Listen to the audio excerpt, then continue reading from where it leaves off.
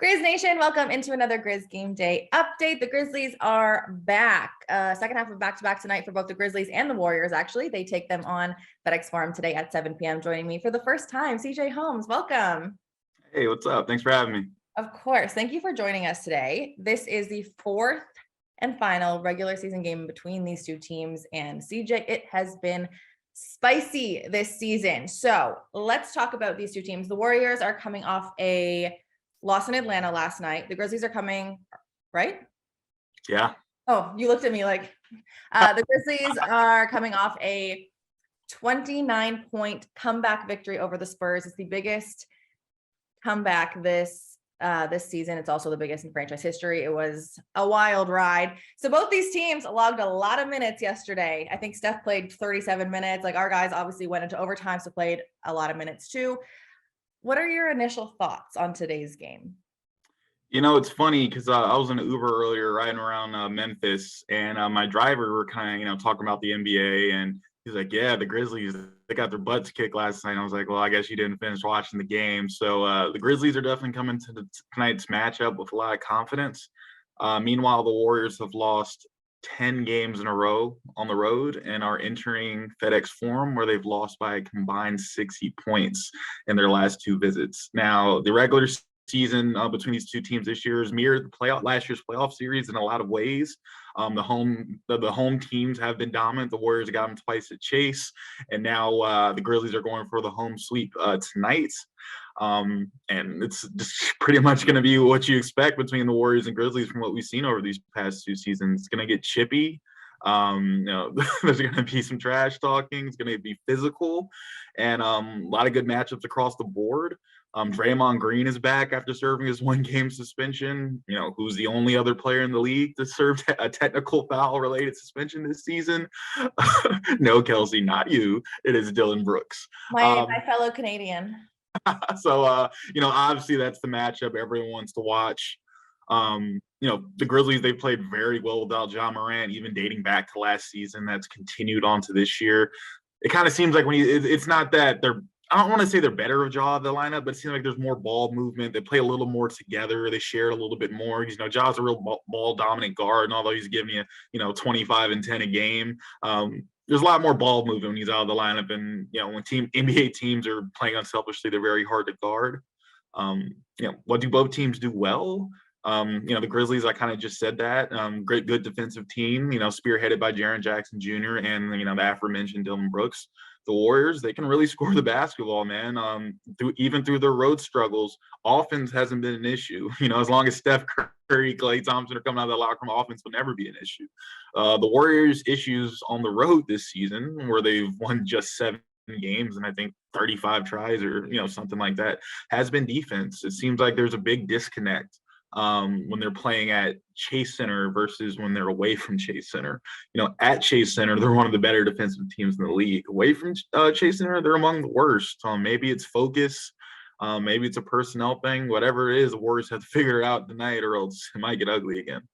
So I'm going to ask you, the Warriors overall this year are one of the top scoring teams, the second top scoring team in the entire league. The Grizzlies have the second best defensive rating. After All-Star, the Grizzlies have the first defensive rating, and they have one of the best records in the NBA at home. So we talked last time, I think I had Kareth Burke on here last time, and she was talking about those road problems that the Warriors are facing. And then it turned out, like what was the score? 131 to 110. Like, it was a big win for the Grizzlies at home. Have you been to FedEx Forum? Does home court, is it going to play a role in tonight's game? Oh, absolutely. I just think back to last year's playoff series. That place gets loud quickly, especially when the Grizzlies are, off on a run or stringing together stops. It was the same thing when they played there just a couple weeks ago. And I expect a lot more of the same tonight. And again, that Dylan Brooks, Draymond Green, they don't necessarily spend a lot of time guarding each other during the games, but, the tension is still there. And, everyone wants to say, is Warriors, Grizzlies, a rivalry. Warriors say no. Grizzlies are trying hard to make it one. But at the end of the day, when these two teams get together, it's complete fireworks. And, us reporters, us lovers of the game of basketball, at the end of the day, we're the winners. I'm going to ask you a few more things. Tyus Jones, you had mentioned, will be the starting point guard. This will be the last game that Jaw serves his league suspension. He will be at that starting spot. He had 22 points against the Warriors in the last game. That was out without Jaw as well. He's coming off his first career triple-double. JJ and Dez had 21 each. Santi and Dylan combined for 29. Who will be, like you say that their defense when they're at Chase Center is different than when they're away. Who is the defensive stopper away? Like who stops these guys? It looks like obviously they scored 131 points last time they played the Warriors, but everyone seemed to score. They were shooting like 60% from the field, 40-something% from the 3-point line. Something's got to give at some point for this Warriors team on the road. I mean, if you ask me, who's the defensive stopper on the road, absolutely no one. Now, granted, they've had some close losses on the road. Last night, Dante DiVincenzo said after the game that, we're taking steps in the right direction. But they got to figure it out soon because time is running out, which it is. After tonight, there'll be 10 games left in the regular season.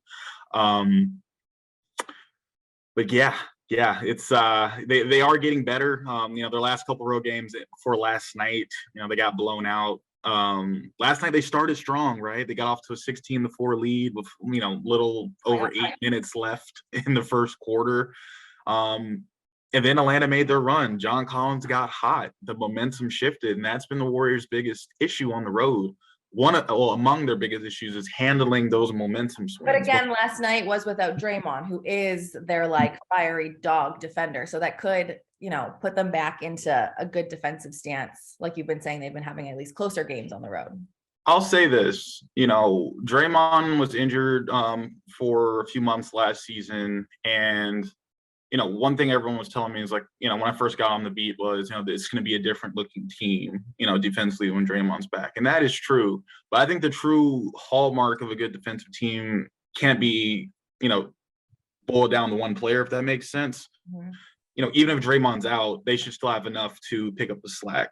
Klay Thompson is still coming out that locker room. Dante DiVincenzo is still coming out that locker room. They still have plenty of pieces to put together a strong defensive game. The fact is they haven't been able to do that consistently.